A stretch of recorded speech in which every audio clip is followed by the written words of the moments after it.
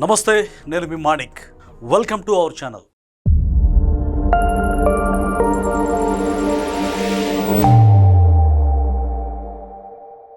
నందిగం సురేష్ మాజీ ఎంపీ, వైసీపీకి చెందినటువంటి నేత. అయితే ఆయన ఎప్పుడూ వార్తల్లో ఎక్కుతూ ఉంటారు. తన యొక్క వ్యక్తిత్వం అందరికంటే డిఫరెంట్ అని చెప్పొచ్చు. ఏదైనా తనకు అవసరమైనప్పుడు కులం కార్డు ఉపయోగించడం ఆయనకి వెన్నతో పెట్టిన విద్య. అందులో భాగంగానే గతంలో ఆయన మీద పలు కేసులు ఉన్నాయి. ఏకంగా హత్య కేసు కూడా నమోదైంది. మరియమ్మ అనేటువంటి ఒక మహిళని గతంలో ఆవిడ చావుకి కారకులైనటువంటి ఆరోపణలు ఉన్నాయి. దాని మీద కేసు కూడా ఉంది. అయితే ఈరోజు ప్రత్యేకంగా మాజీ ఎంపీ నందిగం సురేష్ ప్రత్యేకంగా వార్తలో నిలిచారు. అదేంటంటే ఏదో ప్రజలకు ఉపయోగమైనటువంటి పని చేసి కాదు, ఒక వ్యక్తిని అతి కిరాతకంగా కొట్టి, ఆయన మాత్రమే కాదు ఆయన సోదరుడు నందిగం వెంకట్ ఇంకా తన అనుచరులు అనుయాయులు మొత్తం కూడా చితకబాదినటువంటి సందర్భం. ఒక ఎంపీ ఎంత పద్ధతిగా ఉండాలి, ఒక మెంబర్ ఆఫ్ పార్లమెంట్ అంటే ఎంత మర్యాదగా ఉండాలి, ఎంత పెద్దరికంగా హుందాతనంగా ఉండాలి. కానీ ఈయన మాత్రం అందుకు భిన్నంగా ఉంటారు. అసలు నందిగం సురేష్ ఏం చేశారు, దానికి సంబంధించినటువంటి టీవీ మాధ్యమాల్లో పేపర్లో వచ్చినటువంటి వార్తలు మనం చూద్దాం. చూడండి, గుంటూరు జిల్లా తుళ్లూరు మండలం ఉద్దండరాయనపాలెంలో తెదేపా కార్యకర్త రాజుపై దాడి చేసిన కేసులో ఆదివారం ఆయన్ని అరెస్టు చేసిన సంగతి మనకు తెలిసిందే. కోర్టులో హాజరుపరచడానికి ముందు మంగళగిరి ప్రభుత్వ ఆసుపత్రిలో నందిగం సురేష్కు వైద్య పరీక్షలు నిర్వహించారు. తర్వాత ఆయనకు బీపీ, మధుమేహం స్థాయిలను పరీక్షించారు. సురేష్ను కోర్టులో ప్రవేశపెట్టే సమయంలో పోలీసులు భారీ భద్రతను ఏర్పాటు చేశారు. కోర్టు ప్రాంగణంలో ఇతరులను ఖాళీ చేయించారు.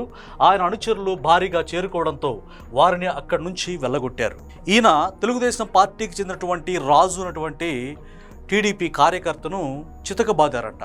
అందుకనే పోలీసులు ఆదివారం ఈయన్ను అరెస్ట్ చేశారు. ఎందుకంటే నందిగం సురేష్ ఆయన కారులో వెళ్తూ ఉన్నారు.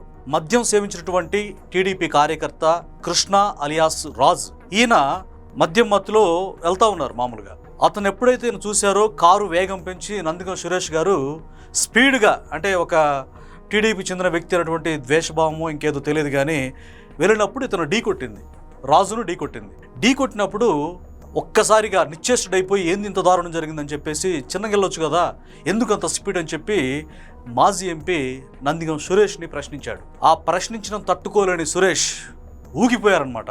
ఎంత ధైర్యం రా, ఒక మాజీ ఎంపీని నన్నే నువ్వు ప్రశ్నించే అంత పెద్దోడు అయిపోయావా, అంత మగోడు అయిపోయావా అని చెప్పి చితకబాదాడు. ఆయన మాత్రమే కాదు, ఆయన తమ్ముడు వెంకట్ కూడా, నందిగం వెంకట్ కూడా కొట్టారు.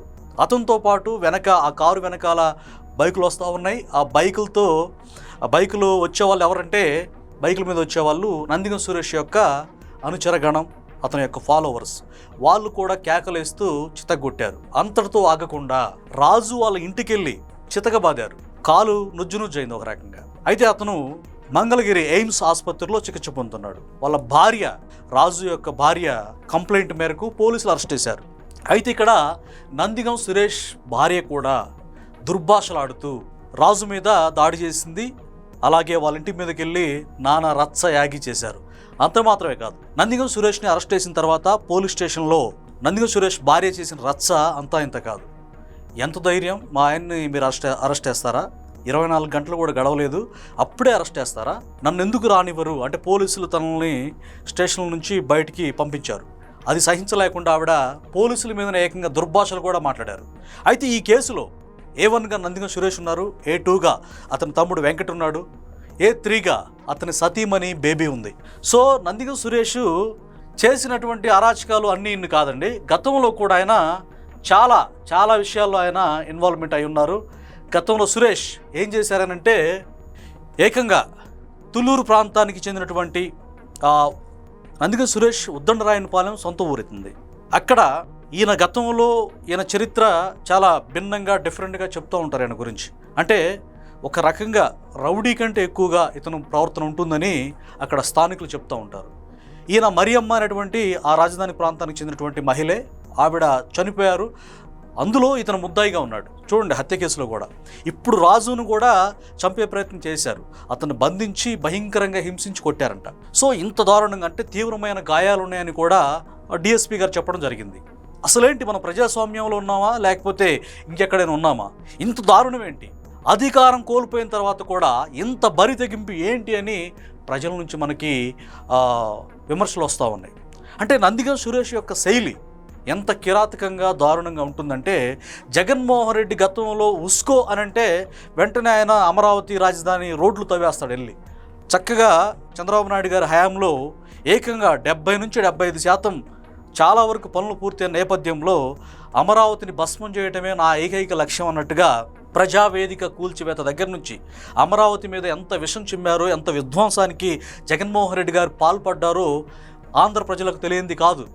అయితే ఒక రాజధాని ప్రాంతపు వ్యక్తి ఉండి అమరావతి రైతులకు వ్యతిరేకం కూడా ఇతను కూటమిల్లి పెట్టాడు. కూటమి పెట్టి వాళ్ళ మీద రౌడీజానికి దిగాడు. అమరావతి రోడ్లు తవ్వి తోలుకుని వెళ్ళిపోయారు.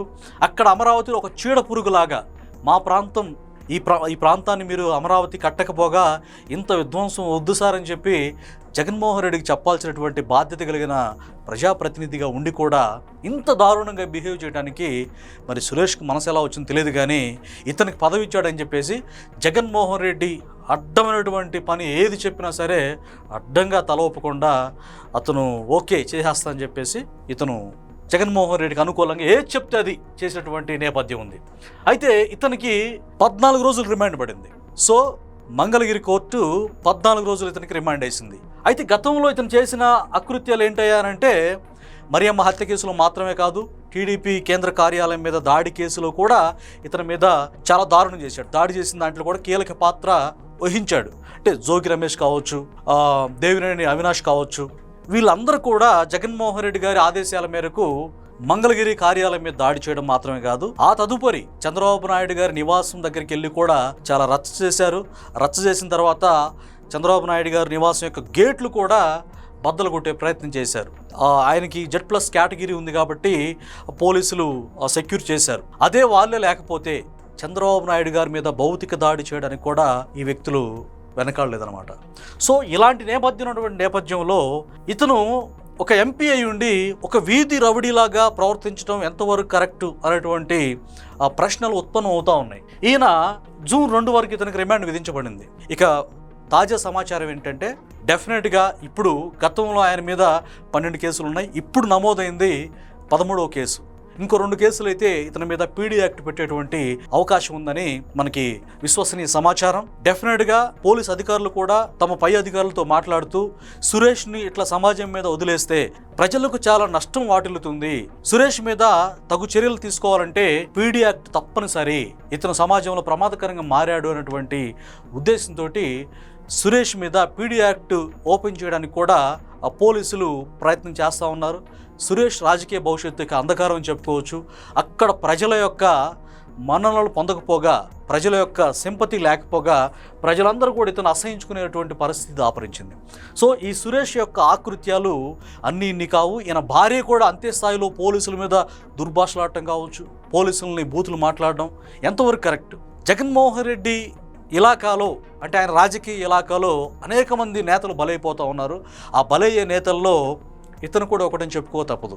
ఇక జగన్మోహన్ రెడ్డి మాత్రం ఆయన హ్యాపీగా వ్యవస్థలను మేనేజ్ చేస్తూ ఆయన చక్కగా ఆయన ప్యాలెస్లో ఆయన ఉంటారు. బెంగళూరు ప్యాలెస్ కావచ్చు, తాడేపల్లి ప్యాలెస్ కావచ్చు, కలకత్తాలో ఏదో ప్యాలెస్ ఉందంట, చాలా ప్యాలెస్లు ఉన్నాయి. ఆయన బాగానే ఉంటారు. వీళ్ళ భవిష్యత్తే కదా అంధకారం అయ్యేది. అందుకనే ఏది పడితే అది చేస్తే, అంటే ప్రజలని హింస పెడితే ప్రజాస్వామ్యంలో ప్రజలు ఖచ్చితంగా ఓటు అనేటువంటి ఆయుధం ద్వారా తాట తీస్తారనేటువంటి వాస్తవాన్ని మనం తెలుసుకోవాలి. ప్రజాస్వామ్యంలో ప్రజల్ని వాళ్ళ హృదయాల్లో స్థానం సంపాదించుకొని వాళ్ళ మనసులను గెలుచుకొని మనం ఓటు వేయించుకొని గెలవాలి తప్పితే ప్రజల్ని తొక్కి నారదీస్తాం, ప్రజలను చిదిమేస్తాం అనంటే రాజధాని రైతులు ఎంత ఇబ్బంది పడ్డారో మనం చూసాం. ఆ ఇబ్బందులకి ఇతన్ని కూడా ఒక పావుగా ఉపయోగించుకున్నాడు జగన్మోహన్ రెడ్డి గారు. సో జగన్మోహన్ రెడ్డి చెప్పిన పనికి తల ఊపి ఇతను రాజకీయ భవిష్యత్తు అంధకారం చేసుకోవడం మాత్రమే కాదు, ఎక్కువ కాలం జైల్లో మగ్గే అవకాశం కూడా ఉంది. పోలీసు వారు ఎలా ట్రీట్మెంట్ ఇస్తారో మనం చూడాలి.